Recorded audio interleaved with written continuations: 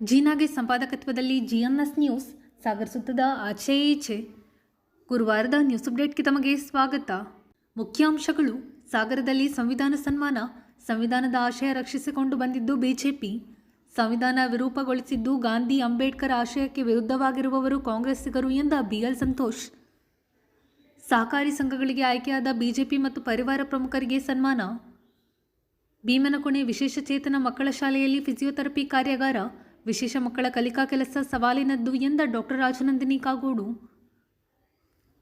February 8ರಂದು master Shankar ಕಲಾವೃಂದದಿಂದ ಸನ್ಮಾನ ಮತ್ತು ಸಾಂಸ್ಕೃತಿಕ ಕಾರ್ಯಕ್ರಮ.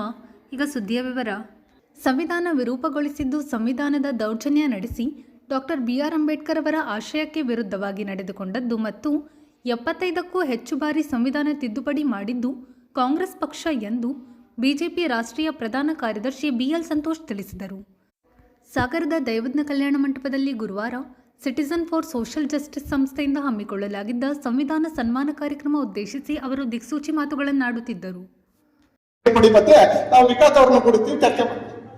ನೀವು ಡೆಲ್ಲಿಯಿಂದ ಕರ್ಕೊಂಡ್ಬನ್ನಿ, ತೊಂದರೆ ಇಲ್ಲ, ನಮಗೆ ಬೆಂಗಳೂರಿನವ್ರದ್ದು ಹಾಕೊಂಡು ಡೆಲ್ಲಿಯಿಂದ ಕರ್ಕೊಂಡ್ಬನ್ನಿ. ಸಂವಿಧಾನವನ್ನು ಬಿಜೆಪಿ ಬದಲಾಯಿಸಿ ಬಿಡ್ತಾರೆ. ಇವ್ರಿಗೆ 400 ಸೀಟ್ ಬಂದ್ರೆ ಸಂವಿಧಾನ ಬದಲಾಯಿಸ್ತಾರೆ. ಆಮೇಲೆ 21 ವರ್ಷದಲ್ಲಿ ಸಂವಿಧಾನಕ್ಕೆ ಶಕ್ತಿ ಕೊಡ್ತಕ್ಕಂಥ ಕೆಲಸವನ್ನ ಭಾರತೀಯ ಜನತಾ ಪಕ್ಷ ಮಾಡಿದೆ.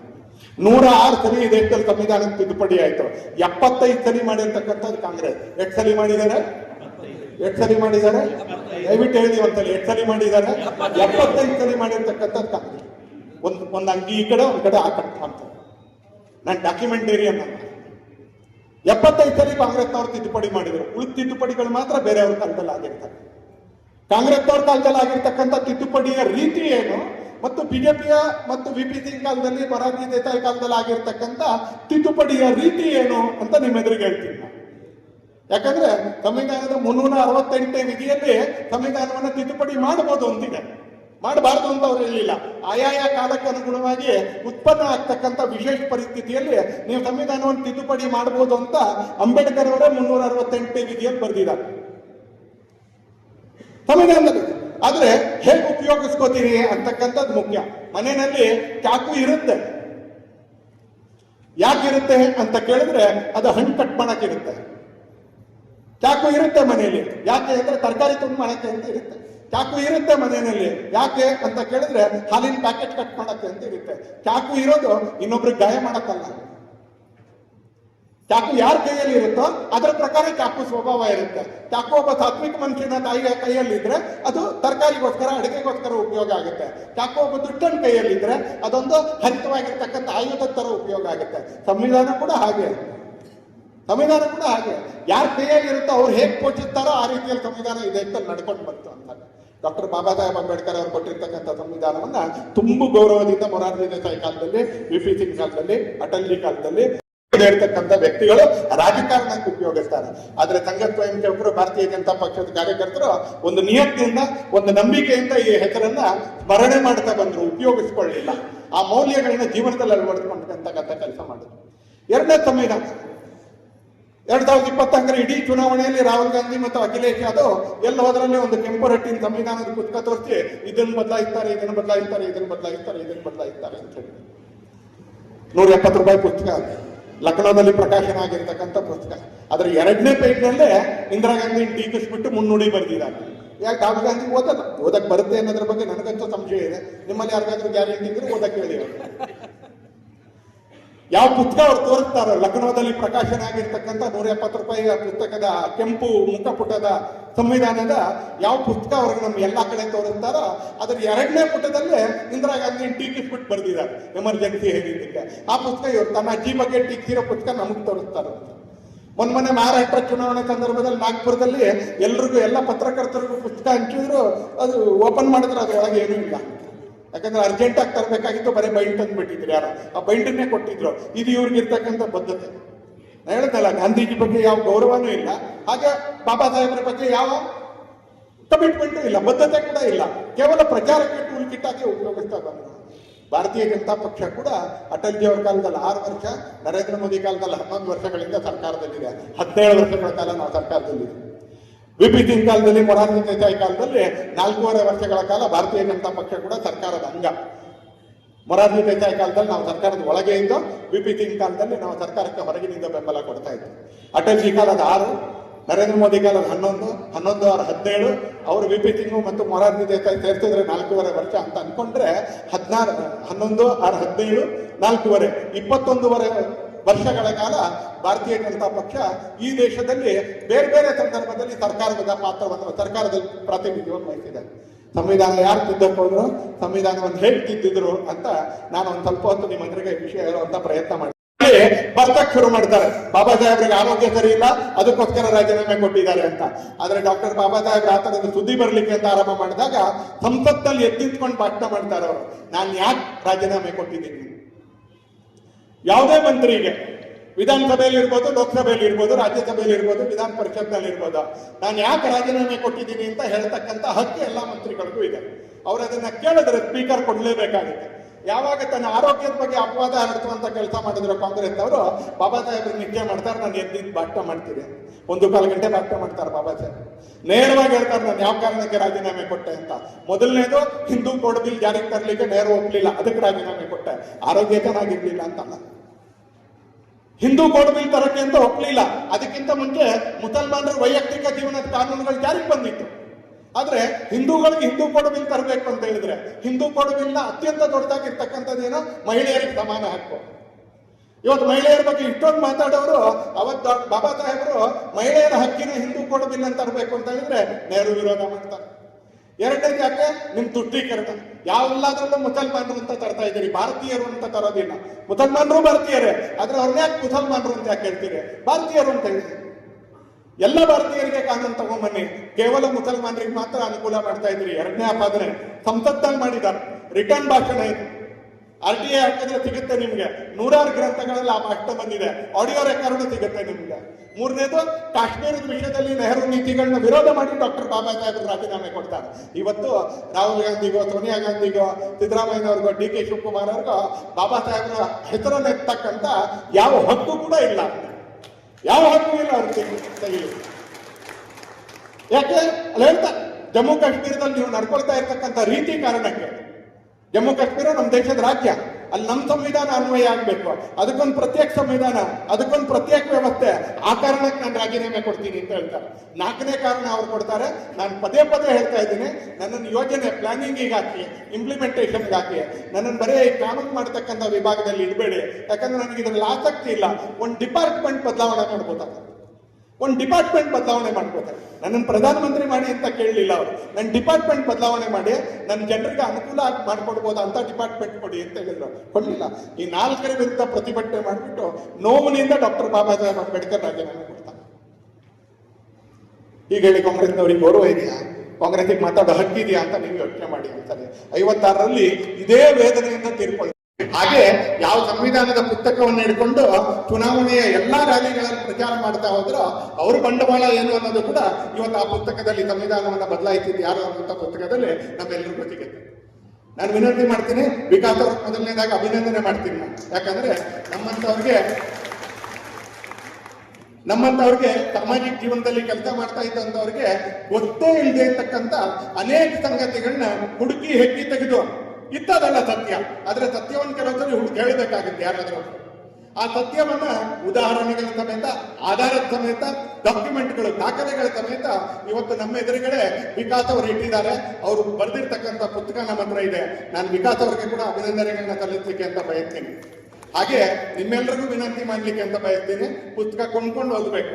ಹಾಗಾಗಿ ಪುಸ್ತಕವನ್ನು ಕೊಂಡ್ಕೊಂಡು ಇವತ್ತೇನು ಸುಳ್ಳು ತರ್ಕಗಳನ್ನ ನಮ್ಮ ಮುಂದೆ ಇಡ್ತಾ ಇದ್ದಾರೆ ಅದನ್ನ ನಾವು ಜನರ ಎದುರಿಗೆ ಬಯಲು ಮಾಡ್ತಕ್ಕಂಥ ಕೆಲಸ ಮಾಡಬೇಕು.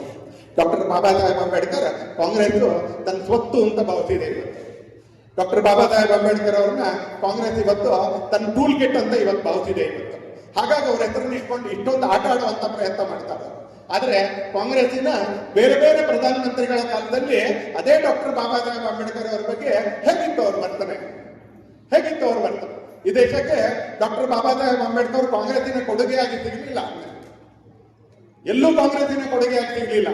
ಪ್ರತಿ ಘಟ್ಟದಲ್ಲೂ ಕಾಂಗ್ರೆಸ್ ಅವರಿಗೆ ಅಡ್ಡಿ ಮಾಡುವಂತ ಪ್ರಯತ್ನವನ್ನ ನಿರಂತರವಾಗಿ ಮಾಡಿಕೊಂಡು ಬಂತು.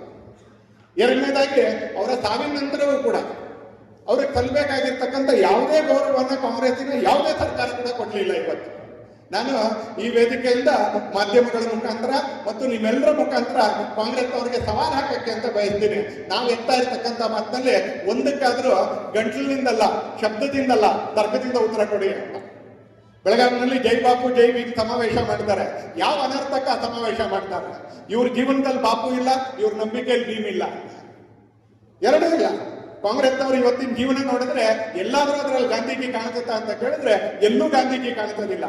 ಕಾಂಗ್ರೆಸ್ನವ್ರ ನಿಯತ್ತಲ್ಲಿ ಎಲ್ಲಾದ್ರೂ ಭೀಮ್ ಕಾಣಿಸ್ತಾರ ಅಂತ ಕೇಳಿದ್ರೆ ಎಲ್ಲೂ ಕೂಡ ಭೀಮ್ ಕಾಣಿಸೋದಿಲ್ಲ, ಎಲ್ಲೂ ಕೂಡ ಇವರು ಡಾಕ್ಟರ್ ಬಾಬಾ ಸಾಹೇಬ್ ಅಂಬೇಡ್ಕರ್ ಮೇಲೆ ಬರ್ಲಿಕ್ಕೂ ಬಿಡ್ಲಿಲ್ಲ, ಜಗಜೀವನ್ ರಾಮ್ ಮೇಲೆ ಬರ್ಲಿಕ್ಕೂ ಬಿಡ್ಲಿಲ್ಲ. ನಾವು ಜಗಜೀವನ್ ರಾಮ್ ಬಗ್ಗೆ ಕಾಂಗ್ರೆಸ್ ಹೇಗೆ ನಡ್ಕೊಳ್ತೋ, ಬೇರೆ ಬೇರೆ ಗಾಂಧಿ ಕುಟುಂಬದವ್ರು ಹೇಗೆ ನಡ್ಕೊಂಡ್ರು ಅನ್ನೋದನ್ನ ನಾವು ಭವಿಷ್ಯದಲ್ಲಿ ಮುಂದೆ ತೆಗೆದಿಡ್ತೀವಿ. ಅವರು ಪ್ರಧಾನಮಂತ್ರಿ ಆಗಕ್ಕೆ ಬಿಡ್ಲಿಲ್ಲ. ಆ ತರದ ತಂತ್ರಗಳನ್ನ, ಕುತಂತ್ರಗಳನ್ನ ನಿರಂತರವಾಗಿ ಹೇಳ್ಕೊಂಡ್ ಬಂದ್ರು. ಯಾಕಂದ್ರೆ ಆ ಗಾಂಧಿ ಅನ್ನುವಂತ ಒಂದು ಶಬ್ದವನ್ನ ದುರುಪಯೋಗ ಮಾಡ್ಕೊಂಡು ಅಭ್ಯಾಸ ಆಗ್ಬಿಟ್ಟಿತ್ತು, ದುರುಪಯೋಗ ಮಾಡ್ಕೊಂಡು ಅಭ್ಯಾಸ ಆಗ್ಬಿಟ್ಟಿತ್ತು. ಈಗಲೂ ಕೂಡ ಬೆಳೀತಕ್ಕಂಥ ಮಕ್ಕಳಿಗೆ ಆ ಮಹಾತ್ಮ ಗಾಂಧಿನೂ ಈ ನಕಲಿ ಗಾಂಧಿಗಳು ಎರಡು ಒಂದೇ ಅಂತ ಅನ್ನಿಸ್ಬಿಡುತ್ತೆ. ಯಾವುದೇ ಮಗು ಯಾರಿಗಾದ್ರೂ ಅನ್ಸುತ್ತೆ ಅದೇ ತರದ ಹೆಸರಿದ್ರೆ ಇವರಿಬ್ರು ಎಲ್ಲೋ ಒಂದೇ ಮನೆತನದವರು ಅಂತ ಅನ್ನಿಸ್ಬಿಡುತ್ತ. ಆ ಮಹಾತ್ಮನಿಗೂ ಈ ನಕಲಿಗಳಿಗೂ ಯಾವ ಸಂಬಂಧನೂ ಹೇಗಿಲ್ವೋ ಹಾಗೆ ಈ ಪಕ್ಷಕ್ಕೂ ಡಾಕ್ಟರ್ ಬಾಬಾ ಸಾಹೇಬ್ ಅಂಬೇಡ್ಕರ್ಗೂ ಎಲ್ಲೂ ಕೂಡ ಸಂಬಂಧ ಸರಿ ಇರಲಿಲ್ಲ. ಮತ್ತು ಡಾಕ್ಟರ್ ಬಾಬಾ ಸಾಹೇಬರನ್ನ ತುಳಿತಕ್ಕಂಥ ಕೆಲಸವನ್ನೇ ಮಾಡ್ತಾ ಬಂದರು. ಸಂವಿಧಾನ ರಚನಾ ಸಮಿತಿ, constituent ಅಸೆಂಬ್ಲಿಗೆ doctor Baba Saheb Ambedkar election ನಿಂತ್ಕೊಳ್ತಾರೆ, ಸೋಲಿಸ್ತಾರೆ. ಅವರು ಗೆಲ್ಲಿಕ್ ಬಿಡ್ಲಿಲ್ಲ, ಸೋಲಿಸಕ್ಕೆ ಅಂತ ಪ್ರಯತ್ನ ಮಾಡಿ ಸೋಲಿಸ್ತಾರೆ. ಇನ್ನೊಂದ್ ಕಡೆ ನಿಲ್ಲಿಕ್ಕೆ ಪ್ರಯತ್ನ ಪಡ್ತಾರೆ, ಅಲ್ಲೂ ಜಾಗ ಸಿಗೋದಿಲ್ಲ. ಕಡೆಗೆ ಡಾಕ್ಟರ್ ಬಾಬಾ ಸಾಹೇಬ್ ಅಂಬೇಡ್ಕರ್ ಅವರು ಕಲ್ಕತ್ತಾದ ಹತ್ರ ಇರ್ತಕ್ಕಂಥ 2 ಕ್ಷೇತ್ರದಲ್ಲಿ ಯೋಗೇಂದ್ರನಾಥ್ ಮಂಡಲ್ ಅಂತಕ್ಕಂಥ ದಲಿತ ನಾಯಕರ ಅವರ ಸಹಕಾರದ ಕಾರಣಕ್ಕೆ ಕಲ್ಕತ್ತಾದಲ್ಲಿ ನಿಂತು ಗೆಲ್ತಾರೆ. ಆದ್ರೆ ಆ ಕಲ್ಕತ್ತಾದಲ್ಲಿ ನಿಂತು ಗೆದ್ದ ಮೇಲೆ ವಿಭಜನೆಯ ಸಂದರ್ಭದಲ್ಲಿ ಕಾಂಗ್ರೆಸ್ನವರು ಇಷ್ಟೊಂದು ಕುತಂತ್ರ ಮಾಡ್ತಾರೆ. ಇವ್ರು ಯಾವ ಕ್ಷೇತ್ರದಿಂದ ಗೆದ್ದಿದ್ರಲ್ಲ ಆ ಕ್ಷೇತ್ರವನ್ನೇ ಬಾಂಗ್ಲಾದೇಶಕ್ಕೆ ಬಿಟ್ಕೊಟ್ಬಿಡ್ತಾರೆ, ಆ ಭೂಭಾಗವನ್ನೇ ಬಾಂಗ್ಲಾದೇಶಕ್ಕೆ ಬಿಟ್ಕೊಡ್ತಾರೆ. ಹೀಗಾಗಿ ಮತ್ತೆ ಇವ್ರಿಗೆ ಕ್ಷೇತ್ರ ಇಲ್ಲ. ಆಮೇಲೆ ಜೈಕರ್ ಅವ್ರ ಕಾರಣಕ್ಕೆ ಜೈಕರ್ ಅವರು ರಾಜೀನಾಮೆ ಕೊಟ್ಟು ಡಾಕ್ಟರ್ ಬಾಬಾ ಸಾಹೇಬ್ ಅಂಬೇಡ್ಕರ್ ಅವರು ಸಂವಿಧಾನ ರಚನಾ ಸಮಿತಿಯಲ್ಲಿ ಉಳ್ಕೊಳ್ಳುವ ಹಾಗೆ ಮಾಡ್ತಾರೆ. ದೇಶದ ಅದೃಷ್ಟ ನೋಡಿ ಅಂತ ಅಂದ್ರೆ ಆ ಘಟ್ಟದಲ್ಲಿ ಅಕಸ್ಮಾತ್ ಡಾಕ್ಟರ್ ಬಾಬಾ ಸಾಹೇಬ್ ಸಂವಿಧಾನ ರಚನಾ ಸಮಿತಿಗೆ ಬರ್ದೇನೆ. ವಿಧಾನ ಪರಿಷತ್ ಸದಸ್ಯ ಶಾಂತಾರಾಮ್ ಸಿದ್ದಿ ಮಾತಾಡಿದ ಮೇಲೆ ನಾವೆಲ್ಲ ಹೋರಾಟ ಮಾಡ್ಲಿಕ್ಕೆ ಶುರು ಮಾಡಿದ್ವಿ ಅಂದ್ರೆ ಅವ್ರು ಹೇಳೋರು ಅನ್ಯ ಸಂಘಟನೆಯವರು. ನಾವೆಲ್ಲ ಹೋರಾಟ ಶುರು ಮಾಡಿದ್ರೆ ಇದು ಹೊಸ ನಾಟಕ ಶುರು ಮಾಡಿದರೆ ಮನೆಗಳಲ್ಲಿ ಸಾಮರಸ್ಯದ ಕಾರ್ಯಕ್ರಮ ಮಾಡ್ತಾರಂತ. ಇವರು ನಮ್ಗೆ ಸಾಮರಸ್ಯದ ಪಾಠ ಹೇಳ್ಬೇಕಾ? ನಾನೊಬ್ಬ ಪರಿಷ್ಠ ಪಂಗಡದ ಆ ವ್ಯಕ್ತಿ, ನಾನು ಹೇಳ್ತೇನೆ, ನಾವು ಡಾಕ್ಟರ್ ಬಾಬಾ ಸಾಹೇಬ್ ಅಂಬೇಡ್ಕರ್ ಗೌರವ ಕೊಡುವಂತವ್ರು, ಬಿರ್ಸಾ ಮುಂಡಾವರಿಗೆ ಗೌರವ ಕೊಡುವಂತವ್ರು, ನಮ್ಮ ಅನೇಕ ನಾಯಕರಿದ್ದಾರೆ. ಅಂತವ್ರನ್ನ ಗೌರವ ಕೊಡ್ತಾ ಬಂದವರು ನಾವು ನೋಡಿದ್ದೇವೆ. ಉಳಿದೆಲ್ಲ ಸಮುದಾಯ ನಮ್ಮನ್ನ ಸಮಾನವಾದಂತ ಸರಿಯಾದಂತ ಒಂದು ಗೌರವವನ್ನ ಸ್ಥಾನವನ್ನು ಕೊಡ್ತಾ ಬಂದಿದೆ. ಆದ್ರೂ ನಾನು ಹೇಳಿದೆ ಅಪವಾದಕ್ಕೋಸ್ಕರ ಹೇಳ್ತಾರಂತ. ಹೀಗಾಗಿ ಯಾರೋ ಹೇಳ್ತಾರನ್ನೋ ಕಾರಣಕ್ಕಲ್ಲ. ಇವತ್ತು ಸಮಾಜದಲ್ಲಿ ನಾವು ಬಹಳ ಸಲ ಭಾಷಣ ಮಾಡೋಕೆ ಹೇಳ್ಬಿಡ್ತೀವಿ ನಮ್ಮ ರಾಷ್ಟ್ರ ಯಾಕೆ ಹಿಂದಿದೆ ಅಂತ. ನಮಗೆ ಗೊತ್ತಿರುತ್ತೆ ಅನೇಕ ಕಾರಣ ಇದೆ. ಅದರಲ್ಲಿ ಮೊದಲನೇ ಕಾರಣ ಈ ಸಾಮರಸ್ಯದ ಕೊರತೆ ಅಂತ. ಮೇಲು ಜಾತಿಯಿಂದ ಮೇಲು ಕೀಳು, ಶ್ರೀಮಂತ ಬಡವ, ಕಪ್ಪು ಬಿಳಿಯ, ಉದ್ದ ಗಿಡ್ಡ, ಇದು ಮೊದಲನೇ ಪ್ರಶ್ನೆ ನಮಗೆ, ಮೊದಲನೇ ಸಮಸ್ಯೆ ಕಾಡುವಂಥದ್ದು. ಇದರ ಮೇಲೆ ಇದ್ದೇ ಇದೆ. ಭಾಷೆ ಬಗ್ಗೆ, ನೆಲದ ಬಗ್ಗೆ, ಜಲದ ಬಗ್ಗೆ, ಗಡಿ ಬಗ್ಗೆ, ಎಲ್ಲದರ ಬಗ್ಗೆ ನಾವು ಜಗಳ ಆಡ್ತೇವೆ. ಆ ಜಗಳ ಆಡಿದ ಕೊನೆಗೆ ಎಲ್ಲಿಗೆ ಹೋಗುತ್ತೆ ಅಂದ್ರೆ ಜಾತಿಗೋ ರಾಜಕೀಯ ಪಾರ್ಟಿಗೆ ಹೋಗ್ಬಿಡುತ್ತೆ. ಸೊ ಇದು ಎಲ್ಲಿವರೆಗೆ ಹೋಗೋದಿಲ್ವೋ ಅಲ್ಲಿವರೆಗೆ ಇದರ ದುರ್ಲಾಭವನ್ನ ದೇಶ ವಿರೋಧಿಗಳು, ರಾಷ್ಟ್ರ ವಿರೋಧಿಗಳು, ಧರ್ಮ ವಿರೋಧಿಗಳು, ಸಮಾಜ ವಿರೋಧಿಗಳು ಪಡ್ಕೊಳ್ತಾರೆ. ಹಾಗಾಗಿ ಅದನ್ನು ನಿಲ್ಲಿಸಬೇಕಂದ್ರೆ ನಮ್ಮಲ್ಲೇ ಮೊದಲು ನಾವು ಸಾಮರಸ್ಯತೆ, ಒಗ್ಗಟ್ಟು ಎಲ್ಲವನ್ನು ಪ್ರದರ್ಶಿಸಬೇಕು. ಪ್ರದರ್ಶಿಸಷ್ಟೇ ಅಲ್ಲ, ಅದರ ಆಚರಣೆಗೆ ತರಬೇಕು. ಅದೆಲ್ಲಿಂದ ಶುರುವಾಗಬೇಕು? ನಮ್ಮ ಮನೆಯಿಂದ ಶುರುವಾಗಬೇಕು. ಅದಾದ್ಮೇಲೆ ನಮ್ಮ ಊರುಗಳಲ್ಲಿ, ನಮ್ಮ ಸಮಾಜದಲ್ಲಿ, ನಮ್ಮ ತಾಲೂಕು, ಜಿಲ್ಲೆ, ರಾಜ್ಯ, ಹೀಗೆ ಅದು ಆಚರಣೆಗೆ ಬರ್ತಾ ಕೊನೆಯಲ್ಲಿ ಸುಭದ್ರವಾದ, ಸುಸಂಸ್ಕೃತವಾದಂತಹ, ಸುರಕ್ಷಿತವಾದಂತಹ ಸಮಾಜ ಕಟ್ಟಬೇಕಂತಾದ್ರೆ ಈ ತರದ ಕಾರ್ಯಕ್ರಮ ಬೇಕು. ಆ ನಿಟ್ಟಿನಲ್ಲಿ ನಾವು ಬಂದು ಸಾಮರಸ್ಯ ಆದರೆ ಇನ್ನೊಂದು ಸಂವಿಧಾನದ ಬಗ್ಗೆ ಎಷ್ಟು ನಮಗೆ ವಿಶೇಷವಾಗಿ ನಮ್ಮ ಪರಿವಾರ ಸೇರಿದ ನಮ್ಮೆಲ್ಲರಿಗೂ ಎಷ್ಟು ಕಾಳಜಿ ಅಂದರೆ, ಇತ್ತೀಚೆಗೆ ನಾವೆಲ್ಲ ಕಾರ್ಯಕರ್ತರು ಹಿರಿಯರ ಮಾರ್ಗದರ್ಶನದ ಮೇಲೆ ಒಂದು ಯೋಜನೆ ಹಾಕೊಂಡಿದ್ದೀವಿ. ಇಡೀ ದೇಶದ ಸಮಾಜ ಒಂದು ಪಂಚ ಪರಿವರ್ತನೆ ಮಾಡಿಕೊಳ್ಬೇಕು ಅಂತ. ಅಂದ್ರೆ ನಾವೆಲ್ಲರೂ ನಮ್ಮಲ್ಲಿ ಪರಿವರ್ತನೆ ಮಾಡ್ಕೋಬೇಕಂತ. ನಾನು ಉಳಿದ 4 ಹೇಳಲಿಕ್ಕೆ ಹೋಗೋದಿಲ್ಲ, ಅದನ್ನು ಬಹಳ ಉಲ್ಲೇಖ ಮಾಡೋದಿಲ್ಲ. ಆದ್ರೆ ಒಂದು ಅದರಲ್ಲಿರುವಂತಹದ್ದು ನಮ್ಮ ಹಕ್ಕು ಮತ್ತು ಕರ್ತವ್ಯ, ಅದನ್ನು ಕರ್ತವ್ಯ ಮತ್ತು ಹಕ್ಕು ಅಂತ ನಾವು ಹೇಳಬೇಕಲ್ಲ, ಅದಕ್ಕೆ ಸಂಬಂಧಪಟ್ಟಂತ ಒಂದು ಕಾರ್ಯಕ್ರಮ ಅದು.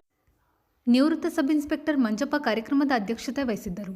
ವೇದಿಕೆಯಲ್ಲಿ ಎಟಿ ನಾಗರತ್ನ, ರೇವಪ್ಪ ಹೊಸಕೊಪ್ಪ, ಗಾಯತ್ರಿ ಮಲ್ಲೇಶಪ್ಪ, ವಿಕಾಸ್ ಪುತ್ತೂರು, ರೇಖಾ, ರವಿ ಗೌತಮಪುರ ಇನ್ನಿತರರು ಉಪಸ್ಥಿತರಿದ್ದರು. ನಂದಿನಿ ಪ್ರಾರ್ಥಿಸಿದರು, ಪರಶುರಾಮ್ ಸ್ವಾಗತಿಸಿದರು, ಸತೀಶ್ ಕೆ ವಂದಿಸಿದರು, ಗಣೇಶ್ ಪ್ರಸಾದ್ ಕಾರ್ಯಕ್ರಮ ನಿರೂಪಿಸಿದರು. ಕಾರ್ಯಕ್ರಮದಲ್ಲಿ ಮಾಜಿ ಸಚಿವ ಹರತಾಳು ಹಾಲಪ್ಪ, ಬಿಜೆಪಿ ಜಿಲ್ಲಾಧ್ಯಕ್ಷ ಜಗದೀಶ್, ನಿಕಟಪೂರ್ವ ಅಧ್ಯಕ್ಷ ಟಿಡಿ ಮೇಘರಾಜ್, ಆಪು ನಾರಾಯಣಪ್ಪ, ಪ್ರತಿಮಾ ಜೋಗಿ, ಡಾಕ್ಟರ್ ರಾಜನಂದಿನಿ ಕಾಗೋಡು, ಮಲ್ಲಿಕಾರ್ಜುನ್ ಹಕರೆ, ದೇವೇಂದ್ರಪ್ಪ ಇನ್ನಿತರರು ಹಾಜರಿದ್ದರು. ಇದೇ ಸಂದರ್ಭದಲ್ಲಿ ವಿಜ್ಞಾನ ಪ್ರತಿಭಾ ಪ್ರಕಾಶನ ಸ್ಪರ್ಧೆಯಲ್ಲಿ ರಾಷ್ಟ್ರಮಟ್ಟಕ್ಕೆ ಆಯ್ಕೆಯಾದ ಅಭಿನಂದನ್ ಕೋಳಿವಾಡ ಅವರನ್ನು ಸನ್ಮಾನಿಸಲಾಯಿತು. ಸಹಕಾರ ತತ್ವಗಳನ್ನು ಜನರಿಗೆ ತಿಳಿಸುವ ಕೆಲಸ ಮಾಡಬೇಕು, ಸಹಕಾರಿ ಕ್ಷೇತ್ರದಲ್ಲಿ ಹೆಚ್ಚು ಜನರು ತೊಡಗಿಸಿಕೊಳ್ಳುವಂತೆ ಮಾಡಬೇಕು ಎಂದು ಬಿಜೆಪಿ ರಾಷ್ಟ್ರೀಯ ಪ್ರಧಾನ ಕಾರ್ಯದರ್ಶಿ ಬಿಎಲ್ ಸಂತೋಷ್ ತಿಳಿಸಿದರು. ಸಾಗರದ ದೈವಜ್ಞ ಸಮಾಜದ ಕಲ್ಯಾಣ ಮಂಟಪದಲ್ಲಿ ಗುರುವಾರ ಬಿಜೆಪಿ ವತಿಯಿಂದ ವಿವಿಧ ಸಹಕಾರಿ ಸಂಸ್ಥೆಗಳಿಗೆ ಆಯ್ಕೆಯಾಗಿರುವ ಪಕ್ಷದ ಹಾಗೂ ಸಹಕಾರ ಭಾರತೀಯ ಪ್ರತಿನಿಧಿಗಳನ್ನು ಸನ್ಮಾನಿಸಿ ಕಾರ್ಯಕ್ರಮವನ್ನು ಉದ್ದೇಶಿಸಿ ಅವರು ಮಾತನಾಡುತ್ತಿದ್ದರು. ನಮ್ಮ ಶೇರ್ ಹೋಲ್ಡರ್ಗೆ ನಾವು ಡಿವಿಡೆಂಡ್ ಕೊಡಬೇಕು. ಏನೋ ಒಂದಷ್ಟು ಅಲ್ಲೇ ಬರೋ ದುಡ್ಡನ್ನು ಹಂಚಿಬಿಟ್ಟು ಪುಣ್ಯ ಸಂಪಾದನೆ ಮಾಡೋದಲ್ಲ, ಬರೋ ದುಡ್ಡನ್ನು ಇನ್ವೆಸ್ಟ್ ಮಾಡಿ ನಾವು ಲಾಭದಾಯಕ ಆಗಬೇಕು ಅನ್ನುವಂಥ ಕನಸನ್ನು ನಿಮ್ಮ ಹತ್ರ ನಿರ್ಮಾಣ ಮಾಡ್ಕೊಳ್ಳಿ ಅಂತ ಮಾತ್ರ ನಿಮ್ಮ ಹತ್ರ ವಿನಂತಿ ಮಾಡ್ತಾ, ನೀವು ಹೇಳಿರುವಂಥ 2-3 ಅಂಶಗಳನ್ನ ನಾನು ಸಂಬಂಧಪಟ್ಟವರಿಗೆ ತಲುಪುವಂಥ ಕೆಲಸವನ್ನು ನಾನು ಮಾಡ್ತೀನಿ. ಯಾರಾದರೂ ನಿಮ್ಗೆ ಆಪಾದನೆ ಮಾಡಿದ್ರೆ ಯಾಕೆ ಸಾಲ ಕೊಡ್ತಾ ಇಲ್ಲ ಅಂತ ಕೇಳಿ ಅವ್ರಿಗೆ, ಅದಕ್ಕಂತೂ ಉತ್ತರ ಕೊಡಬೇಕು. ಮಮತಾ ಬ್ಯಾನರ್ಜಿನೇ ಹೀಗೆ ವಿನಿಯೋಗ ಮಾಡ್ತಾರೆ, ಮನ್ನರೇಗಾ ಫಂಡ್ ಕೊಡೋದಿಲ್ಲ, ಯುಟಿಲೈಸೇಷನ್ ಸರ್ಟಿಫಿಕೇಟ್ ಕೊಡುವಂತ ಸ್ವಭಾವನೆ ಬಿಟ್ಟೋಗ್ಬಿಟ್ಟಿದೆ. ಡಿಸಿಸಿ ಬ್ಯಾಂಕ್ಗಳಿಗೆ, ಅಪೆಕ್ಸ್ ಬ್ಯಾಂಕ್ಗಳಿಗೆ ಯುಟಿಲೈಸೇಷನ್ ಸರ್ಟಿಫಿಕೇಟ್ ಕೊಡಬೇಕಲ್ಲ. ಮತ್ತೆ 100 ರೂಪಾಯಿ ಅಲ್ಲ, 100 ರೂಪಾಯಿ 70 ರೂಪಾಯಿ ಸರ್ಟಿಫಿಕೇಶನ್ ಯಾರ್ದು? ಅವ್ರದೇ ಒಂದು, ಬೇರೆ ಯಾವುದೋ ಏಜೆನ್ಸಿ ಇದಲ್ಲ. ಅದು ಕೊಡ್ಲಿಲ್ಲ ಅಂದ್ರೆ ಸರ್ಕಾರ ಬಂದ್ ಮಾಡೇ ಮಾಡುತ್ತಾರೆ. ಡಿಸಿಸಿ ಬ್ಯಾಂಕ್ ನಮಗೂ ಬಂದ್ ಮಾಡುತ್ತೆ, ಅದು ಕೇಂದ್ರ ಸರ್ಕಾರ ನಬಾರ್ಡ್ ಡಿಸಿಸಿ ಬ್ಯಾಂಕಿಗೂ ಮಾಡುತ್ತೆ. ಆ ಪ್ರಶ್ನೆನೂ ಕೆಲವು ಕಡೆ ಕೇಳೋ ಪರಿಸ್ಥಿತಿ ಇಲ್ಲ ಅಂತ ಹೇಳಿದ್ರು.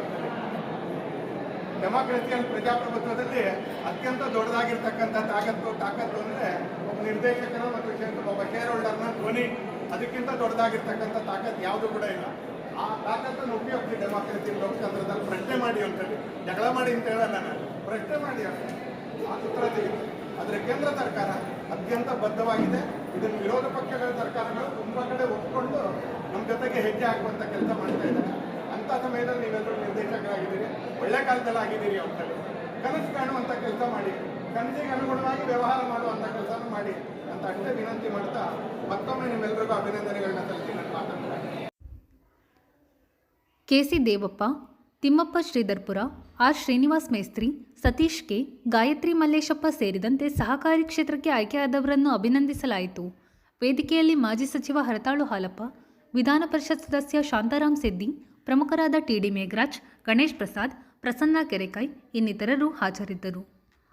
ವಿಶೇಷಚೇತನ ಮಕ್ಕಳಿಗೆ ವರ್ಷಪೂರ್ತಿ ವಿವಿಧ ಚಟುವಟಿಕೆ ನಡೆಸುತ್ತಿರುವ ಚೈತನ್ಯ ಸಂಸ್ಥೆಯ ಕಾರ್ಯ ಸ್ಮರಣೀಯವಾದದ್ದು ಎಂದು ಜನತಾ ಎಜುಕೇಷನ್ ಸೊಸೈಟಿ ಅಧ್ಯಕ್ಷೆ ಡಾಕ್ಟರ್ ರಾಜನಂದಿನಿ ಕಾಗೋಡು ತಿಳಿಸಿದರು. ಸಾಗರ ತಾಲೂಕಿನ ಭೀಮನಕೊಣೆಯ ಚೈತನ್ಯ ವಿಶೇಷ ಶಿಕ್ಷಣ ಸಂಸ್ಥೆಯಲ್ಲಿ ಬುಧವಾರ ಹಮ್ಮಿಕೊಳ್ಳಲಾಗಿದ್ದ ಫಿಸಿಯೋಥೆರಪಿ ಮಾಹಿತಿ ಕಾರ್ಯಾಗಾರವನ್ನು ಉದ್ಘಾಟಿಸಿ ಅವರು ಮಾತನಾಡುತ್ತಿದ್ದರು. ನಮಸ್ಕಾರ.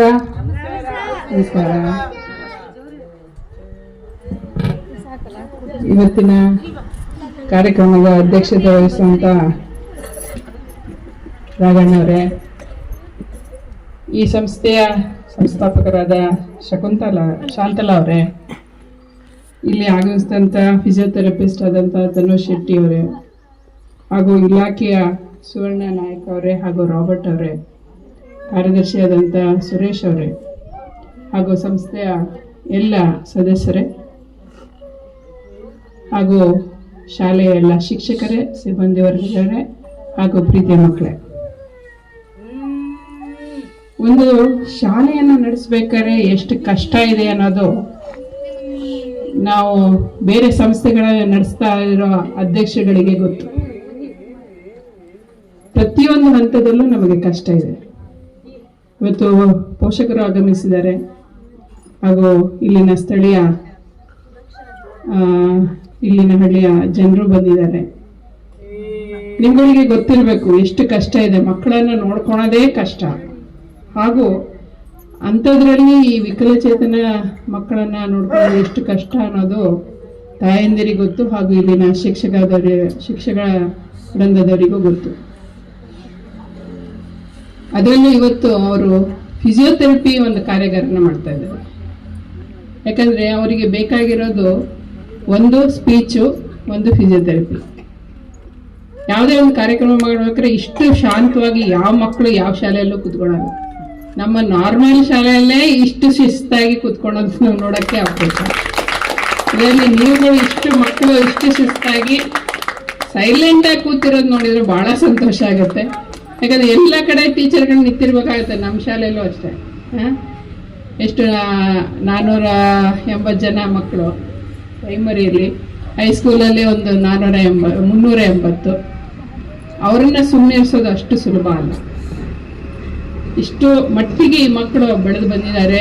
ಹಾಗೂ ಒಲಿಂಪಿಕ್ ಸ್ಪೋರ್ಟ್ಸ್ ಅಲ್ಲಿ ಹಾಗೂ ಇಷ್ಟೆಲ್ಲ ಸಾಂಸ್ಕೃತಿಕ ಕಾರ್ಯಕ್ರಮದಲ್ಲಿ ಭಾಗವಹಿಸಿ ಅದನ್ನು ಪ್ರೈಸ್ ತಗೊಂಡು ಬಂದಿದ್ದಾರೆ ಅಂದ್ರೆ ಇನ್ನೆಷ್ಟು ನಿಮಗೆ ಚಪ್ಪಾಳೆಯನ್ನು ತಟ್ಟಬೇಕಾಗಿದೆ ನಮ್ಮ ಜವಾಬ್ದಾರಿ ಅಂತ ಹೇಳ್ತಾರೆ. ಹಾಗಾಗಿ ಅವರ ಪೋಷಣೆ ಮಾಡ್ತಕ್ಕಂಥ ಈ ಸಂಸ್ಥೆ ಹಾಗೂ ಶಿಕ್ಷಕ ವರ್ಗದವರಿಗೆ ಒಂದು ದೊಡ್ಡ ಸಾಷ್ಟಾಂಗ ನಮಸ್ಕಾರ. ಯಾಕಂದ್ರೆ ಇದಕ್ಕೆ ಬೇಕಾಗಿರೋದು ಮೊದಲು ತಾಳ್ಮೆ. ತಾಯಂದಿರಲ್ಲಿ ಆ ತಾಳ್ಮೆ ಮೊದಲಿಂದ ಹುಟ್ಟು ಬಂದಿರುತ್ತೆ ಅನ್ಸುತ್ತೆ. ಮಕ್ಕಳು ತಾಯಂದಿರ ಹೊಟ್ಟೆದಲ್ಲಿ ಇರ್ಬೇಕಂದ್ರೆ ಆ ತಾಯಿಗೆ ಒಂದು ತಾಳ್ಮೆ ಬಂದಿರುತ್ತೆ. ಯಾಕಂದ್ರೆ 9 ತಿಂಗಳು ಕಾಯ್ಬೇಕು ಅಂದ್ರೆ ಅಲ್ಲಿಂದನೇ ಶುರು ಆಗಿರುತ್ತೆ. ತಾಯಿ ಆಗ್ತಿದ್ದಂಗೆನೆ ಆ ತಾಳ್ಮೆ ಎಷ್ಟು ಮಟ್ಟಿಗೆ ಜಾಸ್ತಿ ಆಗತ್ತೆ ಅಂತ ನಾವು ತಾಯಂದಿರಾದಾಗ ನಮ್ಗೆ ಗೊತ್ತಾಗತ್ತೆ. ಅಷ್ಟು ಮಟ್ಟಿಗೆ ಆ ತಾಳ್ಮೆಯನ್ನು ನಾವು ಬೆಳೆಸ್ಕೊಂಡು ಆ ಮಕ್ಕಳನ್ನ ಪೋಷಿಸಿ ಅವ್ರನ್ನ ಒಂದು ಹಂತಕ್ಕೆ ತರಬೇಕು ಅಂದ್ರೆ ಅಷ್ಟೇ ಕಷ್ಟ ಅನುಭವಿಸ್ತೇವೆ. ಅದು ಹಣದ ವಿಷಯ ಅಂತಲ್ಲ, ನಾವು ಎಷ್ಟು ಸಮಯವನ್ನ ಪೋಷಕರಾಗಿ ಮಕ್ಕಳಿಗೆ ಕೊಡ್ತೀವಿ ಅದು ಮುಖ್ಯ ಆಗ್ತದೆ. ಪ್ರತಿಯೊಂದು ಹಂತದಲ್ಲಿ ಅವ್ರಿಗೆ ಬೇಕಾಗಿದ್ದು ಸಮಯ. ಆ ಸಮಯನ ಈಗ ಹೆಚ್ಚು ಭಾಗ ಅವರು ಇಲ್ಲಿ ಶಾಲೆಯಲ್ಲಿ ಕಳೀತಾ ಇರೋದ್ರಿಂದ ಅವರಿಗೆ ಬೇರೆ ಎಲ್ಲ ತರಬೇತಿಗಳು ಸಿಗ್ತಾ ಇದೆ. ನಾನು ಲಾಸ್ಟ್ ಟೈಮ್ ಶತಮಾನೋತ್ಸವ ಬಂದಾಗ ಎಷ್ಟೋ ಮಕ್ಕಳು ಕ್ಯಾಂಡಲ್ಗಳು ಮಾಡಿದ್ರು, ಏನೋ ಬಾಸ್ಕೆಟ್ಗಳು, ಏನೋ ಸುಮಾರಷ್ಟು ಕರಕುಶಲ ಇದು ಪ್ರದರ್ಶನ ಇಟ್ಟಿದ್ರು. ಅದನ್ನು ನೋಡಿ ಖುಷಿ ಆಯ್ತು. ಯಾಕಂದ್ರೆ ನಮ್ಮ ಬೇರೆ ಮಕ್ಕಳು ಮಾಡಿ ಅಂತ ಹೇಳಿದ್ರು ಮಾಡೋಕ್ಕಾಗಲ್ಲ, ಅವರಿಗೆ ಇಂಥವ್ರು ಮಾಡ್ತಾರೆ ಅಂದ್ರೆ ಅದು ಪ್ರಶಂಸೆ. ಸಾಗರದ ಫಿಸಿಯೋಥೆರಪಿಸ್ಟ್ ತನುಜ್ ಶೆಟ್ಟಿ ಮಾತನಾಡಿ, ಸದ್ಯಕ್ಕೆ ಆಗೋದಿಲ್ಲ, ಹಾಗೆ ಈಗ ಸಾಧ್ಯ ಆಗಿದೆ, ಅದು ಖುಷಿ ಇದೆ. ಈಗ ಫಿಸಿಯೋಥೆರಪಿ ಅಂದ್ರೆ ಮೇನ್ ಆಗಿ ಏನಾಗುತ್ತೆ ಐಡಿಯಾ ಉಂಟಾ? ಯಾವಾದ್ರು ಮಾಡಿಸಿದ್ರಾ? ಮಾಡಿಸಿಲ್ಲ? ಮಾಡಿಸಿದ್ದಾರೆ? ನೀವು ಹೋಗಿದ್ದೆ? ಓಕೆ, ಸರಿ. ಫಿಸಿಯೋಥೆರಪಿ ಅಂದ್ರೆ ಮೇನ್ ಆಗಿ ಮೂವ್ಮೆಂಟ್ ಇದನ್ನ ಫೋಕಸ್ ಮಾಡಿ ಮಾಡುವಂಥದ್ದು. ಈಗ ಯಾವ್ದಾದ್ರು ಮೂವ್ಮೆಂಟ್ ಕಮ್ಮಿ ಆಗಿದ್ರೆ ಯೂಶಲಿ ಫಿಸಿಯೋಥೆರಪಿ ಕಾಮನ್ ಆಗಿ ನೋಡುವಂತ ಕಂಡೀಷನ್ಗಳು ಅಂದ್ರೆ ಒಂದು CP ಇಲ್ಲ ಯಾವ್ದಾದ್ರು ಪೋಸ್ಟರ್ ಪ್ರಾಬ್ಲಮ್ ಏನಾದ್ರು ಇದ್ರೆ, ಇಂಜುರಿ ಏನಾದ್ರು ಆಗಿದ್ರೆ ಆ ತರ ರೀಸನ್ ಅಲ್ಲಿ ಜಾಸ್ತಿ ಫೋಕಸ್ ಮಾಡಿ ಮಾಡುವಂಥದ್ದು. ಸರಿ, ಇದ್ರ ಮೇಲೆ ಫೋಕಸ್ ಮಾಡಿಕೊಂಡು ಒಂದು ಎಕ್ಸರ್ಸೈಸ್ ನ ಹೀಗೆ ಪ್ರೋಗ್ರಾಮ್ ಮಾಡಬಹುದು. ಆದ್ರೆ ಮಕ್ಕಳಲ್ಲಿ ಮಾಮೂಲಿ ದೊಡ್ಡವರಿಗೆ ಹೇಳ್ಕೊಟ್ಟಂಗೆ ಎಕ್ಸರ್ಸೈಸ್ ಮಾಡ್ಲಿಕ್ಕೆ ಆಗೋದಿಲ್ಲ. ಈಗ ನಾವು ದೊಡ್ಡವರಾದ್ರೆ ಹೇಳಿದ್ದನ್ನು ಸೆಟ್ ಎಕ್ಸರ್ಸೈಸ್ ಹೇಳಿದ್ರೆ ಫಾಲೋ ಮಾಡ್ತಾರೆ, ಆದ್ರೆ ಮಕ್ಕಳು ಫಾಲೋ ಮಾಡೋದು ಕಷ್ಟ. ಆಗ ನಾವು ಆ ಎಕ್ಸರ್ಸೈಸ್ಗಳು ಸುಮಾರಿಗೆ ಎಕ್ಸರ್ಸೈಸ್ ಆಟದ ತರ ಇದ್ರೆ ಬೆಟರ್. ಅವರು ಇಂಟರಾಕ್ಟ್ ಮಾಡ್ತಾರೆ, ಆಗ ಅವರು ಎಷ್ಟ ಮೋಟರ್ ಸ್ಕಿಲ್ಸ್ ಅದೆಲ್ಲ ಕಲಿತಾರೆ. ಈಗ ಮಾತಾಡ್ಬೇಕಾದ್ರೆ ಶಂಕರ್ ಅವರೊಟ್ಟಿಗೆ ಮತ್ತೆ ಸುರೇಶ್ ಅವರೊಟ್ಟಿಗೆ ಮಾತಾಡ್ಬೇಕಾದ್ರೆ ಹೇಳ್ತಾರೆ, ನಮ್ಮ ಸ್ಕೂಲಿಗೆ ಬಂದ ಮಕ್ಕಳು ಜಾಸ್ತಿ ಬೇಗ ಫಿಟ್ ಆಗಿ ಹೀಗೆ ಇರ್ತಾರೆ, ಎಲ್ಲ ಚಟುವಟಿಕೆಗೂ ಜಾಯ್ನ್ ಆಗ್ತಾರೆ ಹಾಗೆ ಅಂತ. ಅದು ಮೇನ್ ಆಗಿ ಆಗೋದೇನಕ್ಕೆ ಅಂದ್ರೆ, ಯಾಕೆಂದ್ರೆ ಆಟದ ಮೇಲೆ ಜಾಸ್ತಿ ಫೋಕಸ್ ಮಾಡ್ತಾರೆ, ಆಗ ಮಕ್ಕಳು ಜಾಸ್ತಿ ಇಂಟರಾಕ್ಟ್ ಮಾಡ್ತಾರೆ. ಬೇರೆ ಮಕ್ಕಳೊಟ್ಟಿಗೆ ಇಂಟರಾಕ್ಟ್ ಮಾಡೋದು ಮುಖ್ಯ, ಅದು ಈ ಶಾಲೆಯಿಂದ ಹೆಲ್ಪ್ ಆಗುತ್ತೆ. ಪೇರೆಂಟ್ಸಿಗೆ ಮೇನ್ ಆಗಿ ಹೇಳೋದು ಜಾಸ್ತಿ ಇಂಟರಾಕ್ಷನ್ ಮಾಡಬೇಕು, ಮತ್ತೆ ಆಟ ಆ ಲೆಕ್ಕದಲ್ಲಿ ವ್ಯಾಯಾಮ ಅದನ್ನ ಮಾಡಲಿಕ್ಕೆ ಟ್ರೈ ಮಾಡಬೇಕು, ಆಯ್ತಾ? ಮನೆಯಲ್ಲಿ ನೀವು ಯಾರಾದ್ರೂ ಹೀಗೆ ಆಕ್ಟಿವಿಟಿ ಮಾಡಿಸ್ತೀರಾ? ಪೇರೆಂಟ್ಸ್ ಕೇಳ್ತಾ ಇರೋದು. ಶಾಲೆಯಲ್ಲಿ ಮಾತ್ರ ಮಾಡೋದಷ್ಟೆಲ್ಲ ಮನೆಯಲ್ಲಿ ಮಾಡುವಂಥದ್ದು, ಮಕ್ಕಳೊಟ್ಟಿಗೆ ಇಂಟರಾಕ್ಟ್ ಎಕ್ಸರ್ಸೈಸ್ ಏನಾದ್ರು ಅದನ್ನ ಇವತ್ತು ಕಳಿಸ್ತೇನೆ. ಮನೆಗೆ ಹೋಗಿ ಕೂಡ ನೀವು ಮಾಡ್ಬೇಕು, ಬರೀ ಶಾಲೆಯಲ್ಲಿ ಮಾಡ್ದಾಗ, ಆಯ್ತಾ? ಆದಷ್ಟು ಆಕ್ಟಿವಿಟಿ ಮಾಡಿದಷ್ಟು ಬೇಗ ಅವರು ಒಂದಿಷ್ಟು ಮ್ಯಾನೇಜ್ ಆದ್ರೂ ಮಾಡ್ಲಿಕ್ಕೆ ಆಗತ್ತೆ. ಟೈಟ್ನೆಸ್ ಎಲ್ಲ ಶಿಬಿರದಲ್ಲಿ 25ಕ್ಕೂ ಹೆಚ್ಚು ಮಕ್ಕಳು ಫಿಸಿಯೋಥೆರಪಿ ಕಾರ್ಯಾಗಾರದಲ್ಲಿ ಪಾಲ್ಗೊಂಡಿದ್ದರು. BH ರಾಘವೇಂದ್ರ ಕಾರ್ಯಕ್ರಮದ ಅಧ್ಯಕ್ಷತೆ ವಹಿಸಿದ್ದರು. Krishnappa, MD Nagaraj Bhat, Suresh KN, Archana Srikanth, Robert ಇನ್ನಿತರರು ಹಾಜರಿದ್ದರು. ಸಿಂಧೂಜಾ ಮತ್ತು ವೈಷ್ಣವಿ ಪ್ರಾರ್ಥಿಸಿದರು. ವೆಂಕಟೇಶ್ ಸ್ವಾಗತಿಸಿದರು. ಗೀತಾ ವಂದಿಸಿದರು. M ನಾಗರಾಜ್ ಕಾರ್ಯಕ್ರಮ ನಿರೂಪಿಸಿದರು. ದಿವಂಗತ ರಾಮಕೃಷ್ಣ ಸ್ಮರಣಾರ್ಥ 35ನೇ ವರ್ಷದ ಸಾಂಸ್ಕೃತಿಕ ಮತ್ತು ಸನ್ಮಾನ ಕಾರ್ಯಕ್ರಮ ಫೆಬ್ರವರಿ 8ರಂದು ಸಂಜೆ 5:30ರಿಂದ ನಗರಸಭಾ ರಂಗಮಂದಿರದಲ್ಲಿ ನಡೆಯಲಿದೆ ಎಂದು ಮಾಸ್ಟರ್ ಶಂಕರ್ ಕಲಾವೃಂದದ CP ಗಣೇಶ್ ತಿಳಿಸಿದರು. ಗುರುವಾರ ಸುದ್ದಿಗೋಷ್ಠಿಯಲ್ಲಿ ಮಾತನಾಡಿದ ಅವರು, ಮಾಸ್ಟರ್ ಶಂಕರ್ ಕಲಾವೃಂದ ಟ್ರಸ್ಟ್ ರಿಜಿಸ್ಟ್ರಾರ್ ಸಾಗರ ಈ ಸಂಸ್ಥೆಯ 35ನೇ ವರ್ಷದ ವಾರ್ಷಿಕೋತ್ಸವ ಕಾರ್ಯಕ್ರಮದ ಅಂಗವಾಗಿ ಪತ್ರಕರ್ತ ಮಿತ್ರರಿಗೆ ವಿಷಯನ ತಿಳಿಸ್ಬೇಕು ಅಂತ ಹೇಳಿ ಇವತ್ತು ನಿಮ್ಮೆಲ್ಲ ಕರೆಸಿದ್ದೀವಿ. ನಮ್ಮ ಕರೆಗೆ ಹೋಗ್ಬಿಟ್ಟು ನೀವೆಲ್ಲ ಬಂದಿದ್ದೀರಾ, ಕೆಲಸ ಕಾರ್ಯದ ಮಧ್ಯೆ ಬಂದಿದ್ದೀರಾ. ನಿಮಗೆಲ್ಲರಿಗೂ ಫಸ್ಟ್ ನಿಮ್ಮೆಲ್ಲರಿಗೂ ಧನ್ಯವಾದ. ಶಂಕರ್ ಕಲಾವೃಂದ ಟ್ರಸ್ಟ್ನ ಸಂಸ್ಥಾಪಕರು, ಅಧ್ಯಕ್ಷರು ಶ್ರೀಯುತ ಶಂಕರ್ ಅವರು, ಉಪಾಧ್ಯಕ್ಷರು ಶ್ರೀಮತಿ ಅರ್ಚನಾ ವಸಂತ್ ಅವರು ಹಾಗೂ SB ರಘುನಾಥ್ ಅವರು ಹಿರಿಯ ಸಹಕಾರಿಗಳು. ಅವರು ಈ ತಂಡದ ಸದಸ್ಯರು. ಹಾಗೂ ನಿತ್ಯಾನಂದ ಶೆಟ್ಟಿ ಅವರು ಮಾಜಿ ಕೌನ್ಸಿಲರ್ ಅವರು ಕೂಡ ಈ ತಂಡದ ಸದಸ್ಯರು. ಹಾಗೂ ನಾನು CP ಗಣೇಶ್ ಈ ತಂಡದ ಒಬ್ಬ ಸಕ್ರಿಯ ಸದಸ್ಯ. ಇದೇ ತಿಂಗಳ 8ನೇ ತಾರೀಕು ಸಾಗರದ ನಗರಸಭೆ ರಂಗಮಂದಿರದ ಆವರಣದಲ್ಲಿ ಸಂಜೆ 5:30ರಿಂದ ಈ ತಂಡದ 35ನೇ ವರ್ಷದ ವಾರ್ಷಿಕೋತ್ಸವ ಕಾರ್ಯಕ್ರಮ ಇದೆ. ಆವತ್ತಿನ ದಿವಸ ಸುಮಾರು 21 ಜನ ಸಾಧಕರಿಗೆ ಹಾಗೂ ಸಾಧನೆಯ ಹಾದಿಲಿ ಇರ್ತಕ್ಕಂಥ ಕೆಲವರಿಗೆ ಸನ್ಮಾನ ಕಾರ್ಯಕ್ರಮ ಹಾಗೂ ಒಂದು ವಿಶೇಷವಾದ ಸಂಗೀತ ಕಾರ್ಯಕ್ರಮ, ಮನೋರಂಜನಾ ಕಾರ್ಯಕ್ರಮ ಅಂದು ಇರುತ್ತೆ. ಅದರಲ್ಲಿ ಮುಖ್ಯವಾಗಿ ಚಲನಚಿತ್ರ ನಟರಾದಂಥ ಲೂಸ್ ಮಾದ ಅಂತ ಖ್ಯಾತಿ ತಗೊಂಡಿರೋ ಯೋಗೀಶ್ ಅವರು ಬರ್ತಾ ಇದ್ದಾರೆ. ಹಾಗೂ ನಮ್ಮ ಸಾಗರದವರೇ ಆದಂಥ ಚಲನಚಿತ್ರ ನಟರು ಹಾಗೂ ನಿರ್ದೇಶಕರಾದಂಥ ಶ್ರೀನಿವಾಸ್ ಅವರು, ಸೀನಾ ಸಾಗರ ಅಂತ ನಾವೆಲ್ಲ ಕರಿತೀವಿ ಅವರು, ಹಾಗೂ ಸರಿಗಮಪ ಹಾಗೂ ಇಂಡಿಯನ್ ಐಡಲ್ ಅಲ್ಲಿ ಹಾಡಿರ್ತಕ್ಕಂಥ ಪ್ರತಿಭೆ, ನಮ್ಮೂರಿನ ಪ್ರತಿಭೆ ದಿಯಾ ಹೆಗಡೆ ಅವರು, ಹಾಗೂ ಸರಿಗಮಪ ಸೀಸನ್ 19ರ ಟೈಟ್ಲ್ ಸಾಂಗ್ ಹಾಡಿದಂಥ ಒಬ್ಬ ಪ್ರತಿಭೆ ಹಾಗೂ ಹೆಮ್ಮೆಯ ಕನ್ನಡತೆಯನ್ನು ಪ್ರಶಸ್ತಿಯನ್ನು ಗಳಿಸ್ತಿರ್ತಕ್ಕಂಥ ನಮ್ಮೂರಿನವರೇ, ಅವರೀಗ ಹುಬ್ಳಿಯಲ್ಲಿದ್ದಾರೆ, ಅವರು ಭೂಮಿಕಾ ಕುಂದಗೋಡು ಅವರು, ಹಾಗೂ ಜೂನಿಯರ್ ಬಂಗಾರಪ್ಪ ಅಂತ ಪ್ರಖ್ಯಾತಿ ಗಳಿಸಿರ್ತಕ್ಕಂಥ ಸೊರಬದ ಬಾಬು ಅವರು, ಮತ್ತೆ ಖ್ಯಾತ ಮಿಮಿಕ್ರಿ ಕಲಾವಿದರಾದಂಥ ಶಶಿಧರ ನಿಸರಾಣಿ ಅವರು, ಮತ್ತೆ ಈಗ 2 ವರ್ಷದ ಹಿಂದೆ ಕನ್ನಡದ ಡ್ರಾಮಾ ಜೂನಿಯರ್ಸ್ನಲ್ಲಿ ಖ್ಯಾತಿ ಪಡೆದಿರ್ತಕ್ಕಂಥ ಸಾಗರ ತಾಲೂಕಿನ ಲ್ಯಾವಿಗೆರೆ ಗ್ರಾಮದ ರಿಧಿ, ಇನ್ನೂ ಇತರ ಕಲಾವಿದರು, ಸಾಗರದ ಎಲ್ಲ ಅತ್ಯುತ್ತಮವಾದ ಗಾಯಕ ಗಾಯಕಿಯರು, ನೃತ್ಯ ತಂಡದವರು ಎಲ್ಲರೂ ಸೇರಿ ಸಾಗರದ ಜನತೆಗೆ ಒಂದು ಒಳ್ಳೆಯ ಮನೋರಂಜನೆಯನ್ನು ನೀಡಬೇಕು ಅಂತ ಹೇಳಿ ಈ ತಂಡ ಇವಾಗ ಸಿದ್ಧಗೊಂಡಿದೆ. ಹಾಗೂ ಯಾವುದೇ ಕಲಾ ತಂಡ ಈಗಿನ ದಿನಮಾನದಲ್ಲಿ 2-3 ವರ್ಷಗಳು ನಡ್ಕೊಂಡು ಹೋಗೋದೇ ಕಷ್ಟ. ಅಂಥದ್ರಲ್ಲಿ 35 ವರ್ಷಗಳ ಕಾಲ ಸತತವಾಗಿ ಈ ತಂಡ ನಡ್ಕೊಂಡು ಬಂದಿದೆ. ಇದಕ್ಕೆ ಕಾರಣ ಶಂಕರ್ ಅವರ ಇಚ್ಛಾಶಕ್ತಿ ಕೂಡ. ಮತ್ತೆ ನಾವು ವಾರ್ಷಿಕೋತ್ಸವ ಅಂತ ಜಾಸ್ತಿ ಮಾಡಿಲ್ಲ, ದಶಮಾನೋತ್ಸವಕ್ಕೆ ಒಂದ್ಸರಿ ಮಾಡಿದ್ವಿ, 25ನೇ ವರ್ಷಕ್ಕೆ ಮಾಡಿದ್ವಿ, ಲಾಸ್ಟ್ ಇಯರ್ 34ನೇ ವರ್ಷಕ್ಕೆ ಮಾಡಿದ್ವಿ, ಮತ್ತೆ ಈ ವರ್ಷ 35ನೇ ವರ್ಷದ ಮಾಡ್ತಿದ್ವಿ. ನಿಮ್ಮೆಲ್ಲರ ಸಹಕಾರ ಇದ್ರೆ, ಸಾಗರದ ಜನತೆ ಸಹಕಾರ ಇದ್ರೆ ಮತ್ತೆ ಮುಂದಿನ ದಿನಗಳಲ್ಲೂ ಕೂಡ ಅತ್ಯುತ್ತಮವಾದ ಕಾರ್ಯಕ್ರಮ ಮಾಡೋದಕ್ಕೆ ನಮ್ಮ ತಂಡ ಸಿದ್ಧವಾಗಿದೆ. ಇದೇ ಶನಿವಾರ 8ನೇ ತಾರೀಕು ಸಂಜೆ 5:30ಕ್ಕೆ ನಗರಸಭೆ ರಂಗಮಂದಿರದ ಆವರಣದಲ್ಲಿ ಕಾರ್ಯಕ್ರಮ ಇದೆ.